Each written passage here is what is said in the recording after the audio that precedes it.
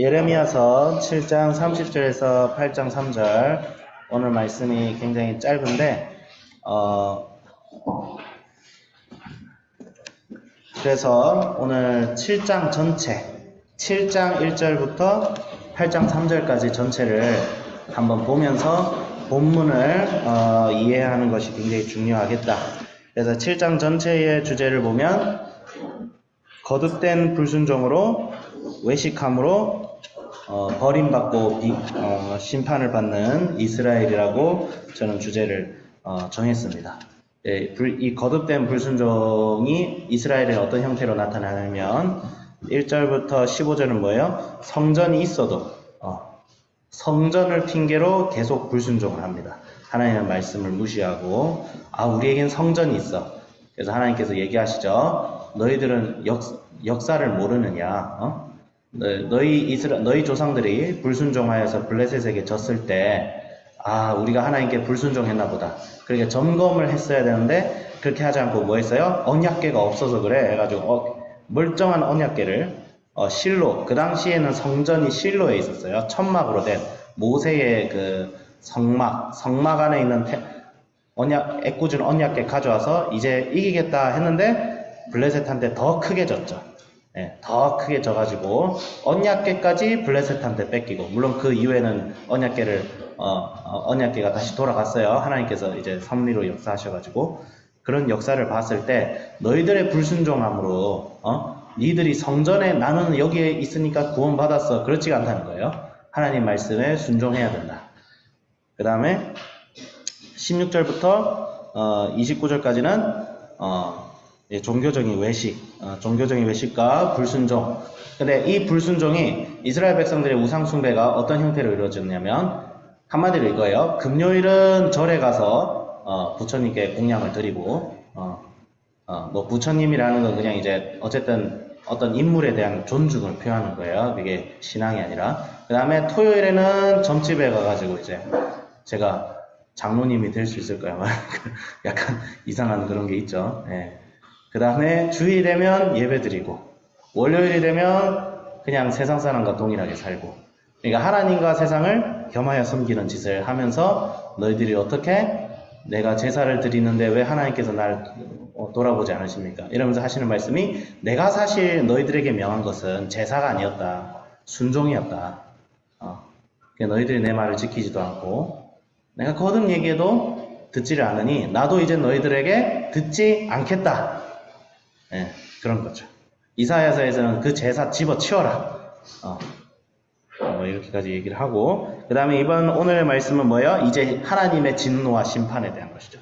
하나님의 진노와 심판은 사실 이게 우리가 막 벌벌벌 떨어라고 이런 말씀을 주신 건 아니지만 참혹하죠. 그러니까 우리는 이걸 어떻게 이해되냐면, 죄가 그만큼 참혹하다는 겁니다. 죄는 굉장히 참혹한 거예요. 죄는 그냥 단순히 이렇게 살면 좀 인생이 좀 보람차지가 않아, 이런 수준이 아니라 한마디로 우리 코로나 바이러스 때, 우리 코로나가 막 확산됐을 때 엄청 긴장했잖아요. 그렇죠? 우리 코로나 걸리는 거 별로 안 좋아하고, 왜냐하면 코로나 걸리고 병에 걸리면 그 병의 증상 때문에 고통을 당하기도 하고 심하면 목숨을 잃기도 하니까요. 그런데 이 죄가 마치 바이러스예요. 죄는 마치 바이러스와 같습니다. 근데 치료제가 없어. 인류가 다 죽을 지경에 처했는데 예수님께서 십자가의 희생 대속을 통해서, 예수님의 십자가의 대속이 이 죄에 대한 유일한 백신이라는 거죠. 성경이 말하는 말을 굳이 비교를 하자면. 그러면 무슨 말이에요? 만약에 예수님의 십자가의 은혜를 귀하게 여긴다면 죄가 우리에게 줄 파멸과 심판도 그만큼 두려워하고 무서워하고 중히 여길 수밖에 없는 거예요. 예수님에 대한 은혜를 감사하는 자는 죄가 얼마나 우리에게 안 좋은 것인지를 너무 심각하게 인지를 할 수 있다는 거예요. 그래서 약간 이상한 게 요즘 그런 풍토가 있어요. 예수님은 사랑이셔 하면서 죄 짓는 거 가볍게 여기고 불순종하는 거 가볍게 여기고, 그럴 수가 없다는 거예요. 그럴 수가. 예수님을 사랑하는 자는 세상 뜻대로 사는 거를 가볍게 여길 수가 없어요. 그게 안 됩니다. 절대 그럴 수가 없어요.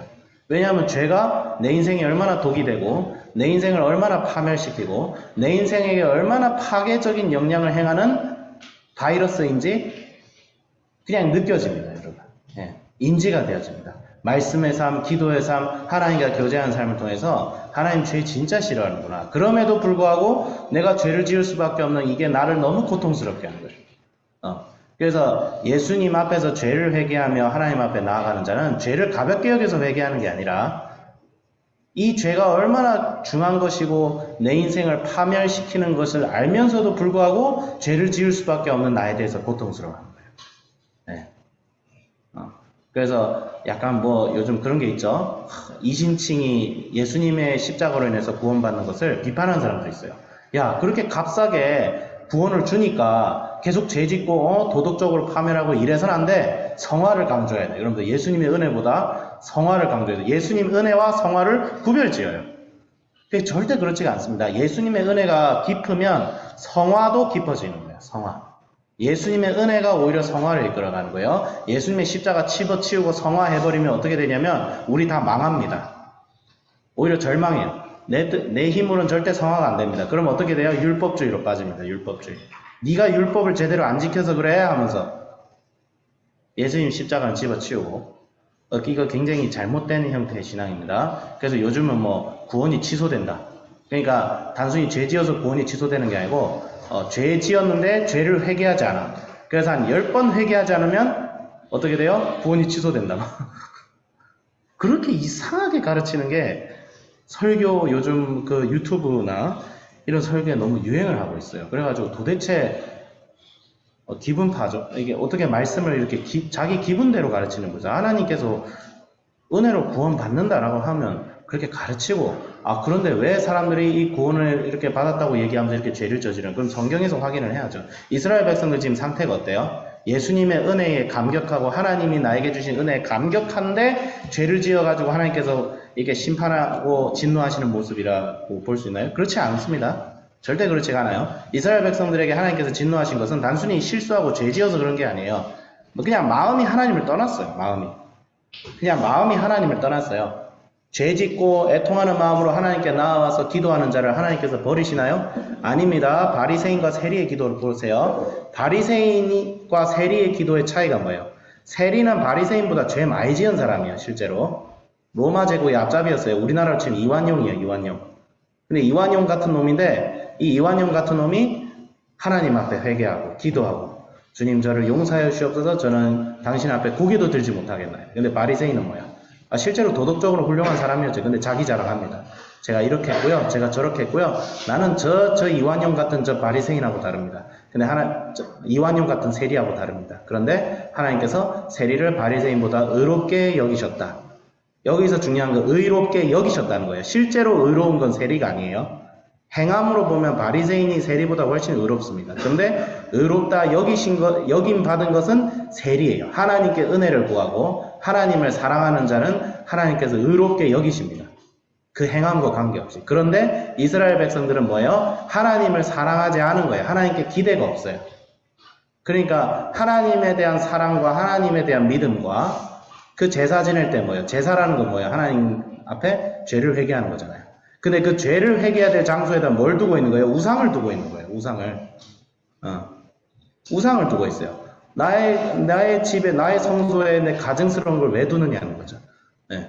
그러니까 이 정도가 되면 교회 다니고 예배 드리는 게 하나님을 사랑하고 하나님 앞에 내 죄를 토로하고 하나님 앞에 내 연약함을 하나님 앞에 도움받기 위해서 가는 것이 아니라 그냥 종교적 예식행위. 내 의를 나의 잘못된 짓을 정당화시키고 합리화시키는. 그러니까 굉장히 이게 중요한 것인데 우리 한비전 우리 학생들도 그렇고 새벽 예배 자주 가죠. 우리 새벽 예배 맨날 드리죠. 우리 예배 하루에 2번, 3번 드리죠. 굉장히 좋은데 이거 잘못하면 중심이 없는 신앙생활 이렇게 변할 수 있어요. 이스라엘 백성들은. 굉장히 조심해야 되고 특히 목사들 제일 조심해야 돼요. 목사들. 저는 이 말씀 보면서 제가 항상 강조하는 게 제가 잘못하면 바리새인이 되겠네요. 이게 괜히 그런 게 아니라는 거죠.